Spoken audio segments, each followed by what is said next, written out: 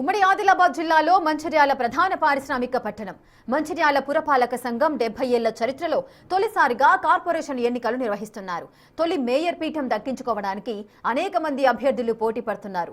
1956లో తొలిసారిగా మంచిర్యాల పురపాలక సంఘంగా ఆవిర్భవించినప్పుడు స్వాతంత్ర సమరయోధుడు కెవి రమణయ్య అధ్యక్షుడిగా ఎన్నికయ్యారు.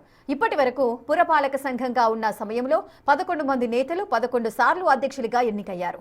2025 జనవరిలో మంచిర్యాల కార్పొరేషన్ గా అప్గ్రేడ్ అయింది. ఆ తర్వాత ఇప్పుడు తొలిసారి కార్పొరేషన్ ఎన్నికలు జరగనున్నాయి. ఇక మంచిర్యాల వాసులు ఎలాంటి నాయకుడిని ఎన్నుకోవాలని అనుకుంటున్నారు, వాళ్లకున్న ప్రధాన సమస్యలేంటి, ఇలాంటి అంశాలపై పూర్తి సమాచారం మా ప్రతినిధి ఇర్ఫాన్ అందిస్తారు.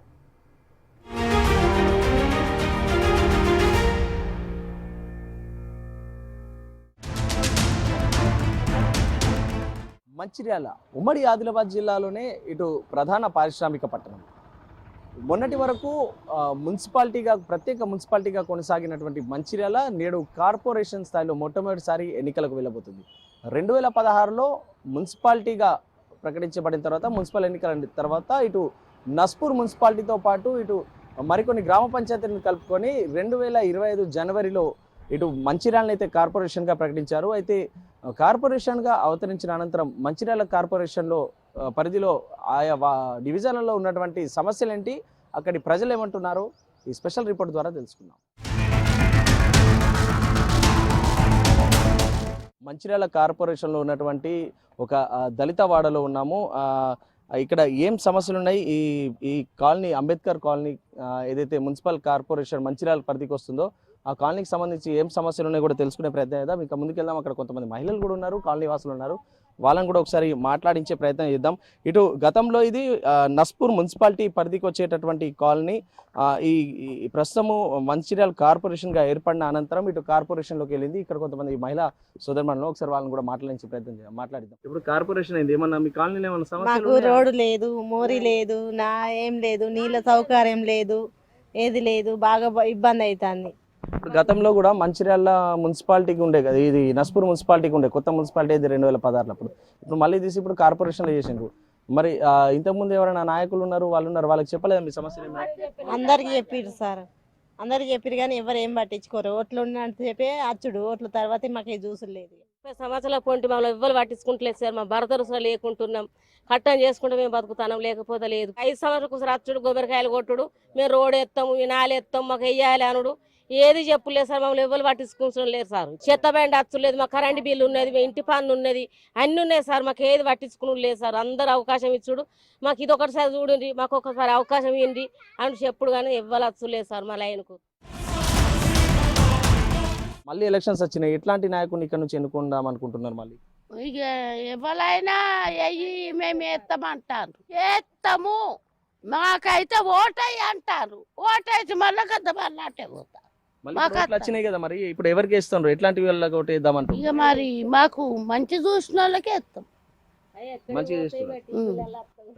ఇది గతంలో ఎంతో మంది నాయకులు హామీలు ఇస్తున్నారు, కేవలం ఎన్నికల వేళ వస్తున్నారు, కానీ ఎన్నికలు అయిన తర్వాత వాళ్ళంతా కూడా ముఖం చాటేస్తున్న పరిస్థితి ఉందని చెప్పేసి ఇక్కడ కాలనీ వాసులు చెప్తున్నారు. ఇటు మంచిర్యాల మున్సిపల్ కార్పొరేషన్ అయినప్పటికీ కూడా ఈ దళిత కాలనీ అనేటువంటి అంబేద్కర్ కాలనీని పట్టించుకునే నాథుడే లేడని చెప్పేసి వాళ్ళైతే ఆవేదన వ్యక్తం చేస్తున్నారు. ఇప్పుడు మళ్ళీ తమ కాలనీకి ఎవరైతే మేలు చేస్తారో వాళ్ళని గెలిపిస్తూ ఉంటారు. ఎలక్షన్స్ వచ్చినాయి, మళ్ళీ మున్సిపాలిటీ ఎలక్షన్స్ అప్పుడు ఎప్పుడో 2016లో అయినాయి. అప్పుడు మీకు వేరే మున్సిపాలిటీ ఉండే, ఇప్పుడు ఇంకా పెద్దగా అయింది, కార్పొరేషన్ అయింది. ఇప్పుడు మీది అంబేద్కర్ కాలనీ. ఎట్లుంది ఇక్కడ కాలనీలో, ఏమన్నా సమస్యలు ఉన్నాయా, ఎట్లున్నది పరిస్థితి? సమస్యలే ఉన్నాయి, పట్టించుకుంటూ లేరు.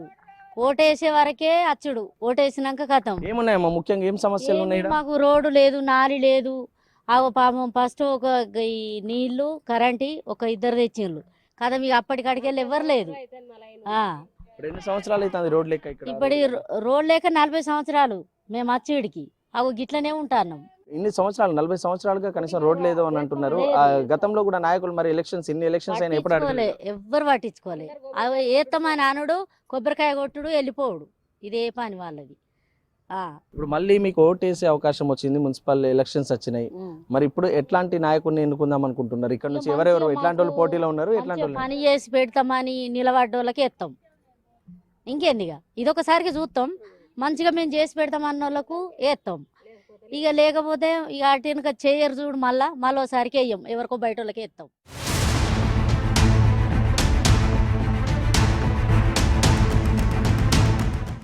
40 సంవత్సరాలుగా ఇక్కడ నివాసం ఉంటున్నాం కానీ ఇంత మంచిర్యాల ఇంత అభివృద్ధి చెందినటువంటి ప్రాంతం, కనీసం ఇక్కడ రోడ్డు సౌకర్యం కూడా లేనటువంటి మాకు కాలనీలో రోడ్డు సౌకర్యం లేదు, డ్రైనేజ్ వ్యవస్థ సరిగా లేదని చెప్పేసి కాలనీ వాసులు ఆవేదన వ్యక్తం చేస్తున్నారు. గతంలో ఎంతో మంది నాయకులను నమ్మి వాళ్ళు ఓట్లప్పుడు వచ్చినప్పుడు ఓట్లేసిన తర్వాత కూడా వాళ్ళు మమ్మల్ని నమ్మించి మోసం చేశారు. ఇది చివరి అవకాశంగా ఇప్పుడు మున్సిపల్ కార్పొరేషన్ అయింది కాబట్టి ఒక ఆశ అయితే ఉంది, అభివృద్ధి జరుగుతుందని చెప్పేసి కాలనీవాసులు చెప్తున్నారు.